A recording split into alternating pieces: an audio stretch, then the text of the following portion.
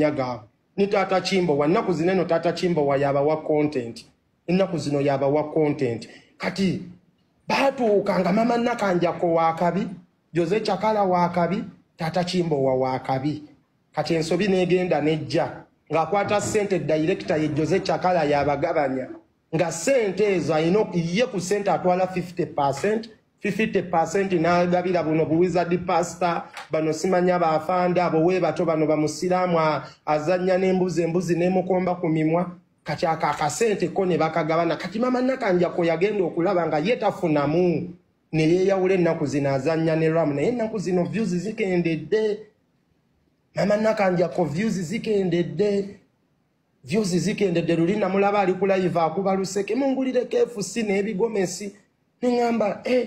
banange wofunanga opportunity funa akasente ku TikTok kakwate natunulira mama nakanja ko nga ali ku live asabiriza nemmanyi ense ekuba abo mama nakanja ko nga luli omugamba nkuwe yakakadde mutayagala lagambo asabiriza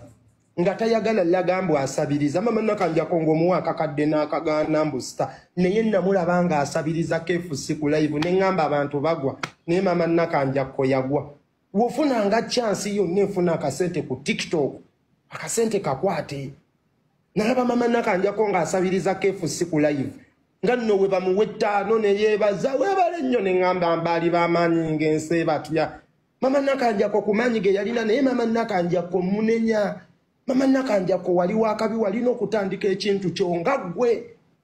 ngagwe naye wagenda ate n'olaga amaanyi mama nakanja ko yalekananga nazirika ozirikira balala zirike ebibyo kati situlete okutandika okukola ne Ramo content kuba nnaku zino mulaba akola ne Ramo ono omuyimbi ono webusoga omukyotala it's too late amanyi gamwe gaggwawo abantu baakoowa ebintu ebyo bya comedy ebyo bagenda mu comedy store ate bana baana ba content oyo watuli bulala bafunamu ka challenge kamu